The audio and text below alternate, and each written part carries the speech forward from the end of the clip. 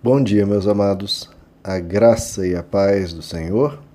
Hoje vamos estudar o Evangelho segundo João, capítulo 7, verso 39, que diz: Ele estava se referindo ao Espírito, que mais tarde receberiam os que nele crescem. Até então, o Espírito ainda não tinha sido dado, pois Jesus ainda não fora glorificado. Bom, queridos, aqui nós temos uma nota, provavelmente do próprio apóstolo João, explicando ao que Jesus se referia ao dizer que do interior daqueles que crescem fluiriam rios de água viva. O que seriam esses rios de água viva? Então, há aqui essa nota explicando o que seriam esses rios de água viva e diz que Jesus estava se referindo ao Espírito. Que Espírito, aí, claro, é o Espírito Santo, a terceira pessoa da Trindade. O Espírito Santo teve sempre um papel fundamental, né, nas Escrituras. Essa presença de Deus é quando Deus se manifesta dentro do ser humano, apoiando ele, ajudando ele, transformando ele, capacitando ele para uma obra especial. O Espírito Santo, no Antigo Testamento, então antes de Jesus, se manifestava a alguns profetas, a alguns reis, a alguns sacerdotes, a poucas pessoas. Claro que o Espírito Santo sempre sempre atuou no coração humano, mas nunca houve um fluir abundante dessa pessoa da Trindade até esse período após Cristo. Com a vinda de Cristo que abrem-se as comportas do céu para que o Espírito Santo seja derramado de forma abundante no coração humano e o ser humano tem uma capacidade muito maior de ser bons, de serem mais amorosos, mais gentis e menos selvagens. Lembrando que até o período aqui de Cristo, até a vinda do Espírito Santo, a humanidade era caracterizada pela selvageria, pela violência e por princípios os mais selvagens e bestiais possível. É após a vinda de Jesus que a humanidade começa a progredir num sentido mais virtuoso. Sempre na história cheio de defeitos, cheio de problemas. Mas há claro na história que a humanidade foi progredindo, seja materialmente, seja em alguns conhecimentos da ética, né, dos valores que são bons. Muitos podem não ser seguidos, mas houve um progresso em termos da selvageria que havia pré-Cristo e pré o mover do Espírito Santo, né? O Espírito Santo é derramado no coração humano e a história humana, por esses entes que recebem essa presença de Deus, começa a ser alterada. E é interessante que Jesus comenta sobre isso justamente na festa dos tabernáculos, que, como comentamos na lição anterior, celebravam, né, a rocha que foi golpeada por Moisés no deserto, e dessa rocha golpeada saiu uma grande quantidade de água. E Jesus traz essa alusão quando fala sobre fluir rios de água viva. Porque há uma rocha que é golpeada, que é Jesus Cristo, e a partir disso, a partir da sua morte na cruz, então o Espírito Santo flui do interior de cada coração humano. Então é por isso que Jesus fala sobre isso justamente nessa festa. E esse fluir do Espírito Santo já era previsto no Antigo Testamento, em diversas passagens, mas a mais características é do profeta Joel, que no capítulo 2 Deus promete: acontecerá depois que eu derramarei o meu espírito sobre toda a carne. Os vossos filhos e as vossas filhas profetizarão, os vossos idosos terão sonhos, os vossos jovens terão visões. E também sobre os servos naqueles dias derramarei o meu espírito. Então veja que essa presença de Deus contribuindo no coração humano para tornar o ser humano melhor, para transformar a nossa maldade, seria derramada em todos. Ele fala de filhos, fala de idosos, fala de jovens, fala de servos. Então não há restrição de idade, não há restrição de classe social, não há restrição de sexo, porque ele fala também sobre os servos e sobre as servas derramarei o meu espírito. Veja aí o caráter de Deus, que ele não faz acepção de pessoas, idade, classe social, sexo, nada. Como diz, será derramado sobre toda a carne, sobre todo aquele que quiser. Essa é a profecia.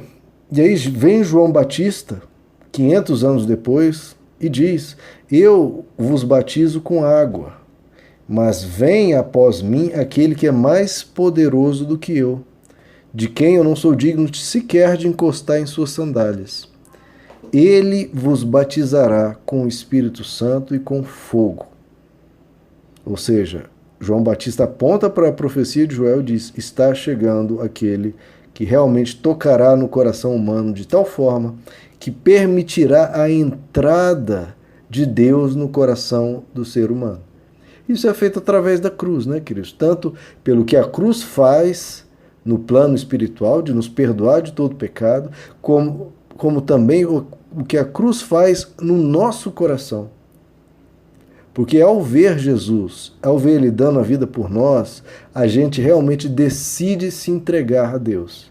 E abre o coração para que Deus entre e a gente convida Deus: vem, Senhor, habita no meu coração. Porque um Deus assim eu vou realmente seguir, eu vou realmente servir e eu entrego o meu coração a Ele. É essa abnegação e entrega de Cristo na cruz que permite que o ser humano tenha a coragem e a motivação e a vontade de se entregar, permitindo que Deus entre, haja e conduza e nos guie de uma forma sobrenatural. Então Jesus diz que Ele enviará, o Espírito Santo, e virá um poder superior, um poder sobrenatural que nos guia. Aqueles que querem ser transformados, aqueles que querem seguir a Cristo, não vão fazê-lo pelas suas próprias forças, pelo seu mero esforço. Não, virá uma ajuda do alto. É isso que Jesus está dizendo. Eu vou enviar uma ajuda do alto que lhes capacitará, que lhes conduzirá, que lhes fortalecerá, que lhes transformará. É o que Jesus diz em João 16. Eu digo-lhes a verdade. Convém a vós que eu vá. Pois se eu não for, o ajudador não virá. O consolador não virá. Mas se eu for, eu vô-lo enviarei. E quando vier, ele convencerá o mundo do pecado, da justiça e do juízo. Ou seja, convencerá o mundo o que é pecado, aquilo que é mal. Olha, não vá por aí. Convencerá o mundo da justiça, ou seja, não apenas mostra qual caminho é errado, mas mostra qual caminho é o certo. Olha, siga por aqui. E do juízo, mostrando claro que se nós seguirmos o caminho errado, haverá consequências para nós mesmos. Então, ele convence, trabalha na mente do ser humano para ajudar o ser humano a se converter dos seus maus caminhos e seguir a Deus. Em João 14, Jesus diz também: eu rogarei ao Pai e ele vos dará outro Consolador, para que fique convosco para sempre, a saber, o Espírito da verdade. E ele continua: ele vos ensinará todas as coisas e vos fará lembrar de tudo quanto vos tenho dito. Então, olha só qual é a função do Espírito Santo: nos ensinar todas as coisas. Então, o Espírito Santo não é para fazer a gente se arrepiar, não é meramente para provocar emoções. Isso, se vier, que bom. Mas a importância do Espírito Santo é nos ensinar todas as coisas e nos fazer lembrar o que Jesus disse. O que Jesus disse, principalmente. Não é lembrar as Escrituras em geral, o que aconteceu no Antigo Testamento, etc., o que Moisés disse, não. É especialmente lembrar o que Jesus disse, porque o que Jesus disse é que gera vida, é a revelação plena e perfeita e completa e profunda de Deus. Ensinar todas as coisas e lembrar o que Jesus disse. Então, essa é a missão principal do Espírito Santo. E, como Jesus disse também, fiquem em Jerusalém até que do alto sejais revestidos de poder. Também se referindo ao Espírito Santo. Sim, o Espírito Santo dá um poder ao ser humano para que o ser humano consiga caminhar os caminhos de Deus e servir a Deus e ser cada vez melhor. E o que o Espírito Santo produz, queridos? Ora, o Espírito Santo produz frutos, né? Essa é a linguagem do Novo Testamento. Há os dons, sim, há alguns dons sobrenaturais que Deus, na sua soberania, entrega a algumas pessoas. Dom de profecia é um dos que nós mencionamos. Mas a função principal do Espírito Santo, e é o foco do Novo Testamento, é o que nós vemos e que é chamado de fruto do Espírito. Estão listados lá em Gálatas capítulo 5, o fruto do Espírito, que ele veio para produzir. Fruto é aquilo que é produzido. Então, o que ele veio para produzir é amor. Então, você se encher de amor, você conseguir viver o amor, a alegria, sim, aquela alegria do cristão que não é abalada pelas circunstâncias, a paz, é você ter paz com Deus e paz no seu coração, mesmo diante do deserto, a bondade, a mansidão, a fé, o domínio próprio, a paciência e a fidelidade. Então, é amor, alegria, amabilidade, bondade, fidelidade, mansidão, domínio próprio, paz e paciência.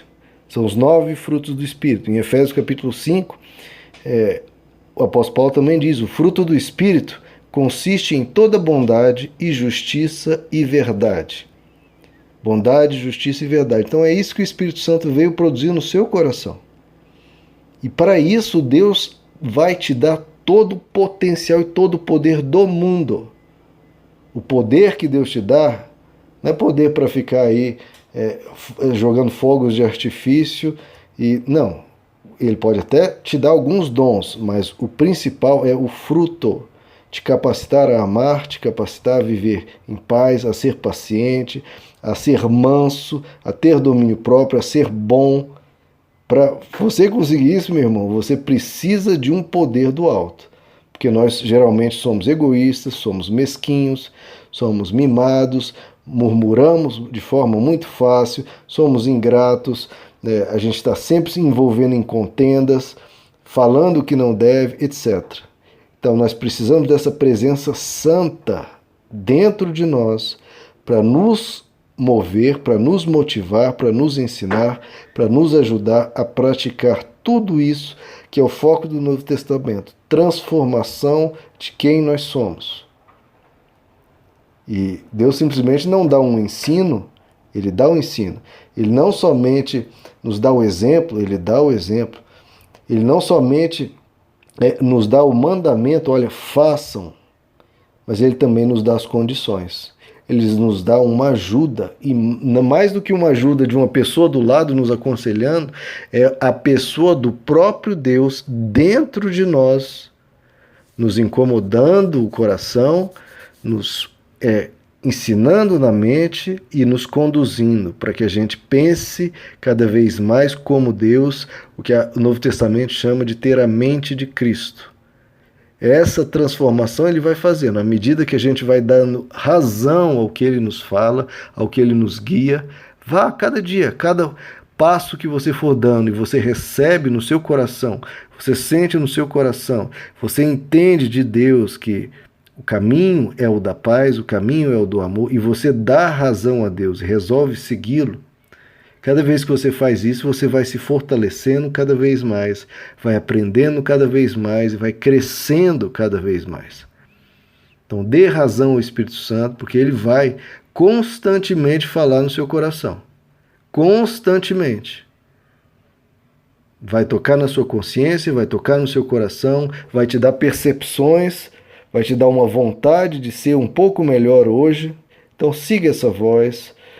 Se entregue ao Espírito Santo, porque é assim que vai fluir rios de água viva no seu coração, você seguindo a condução de Deus na sua vida. Meus amados, que Deus os abençoe, a graça e a paz do Senhor.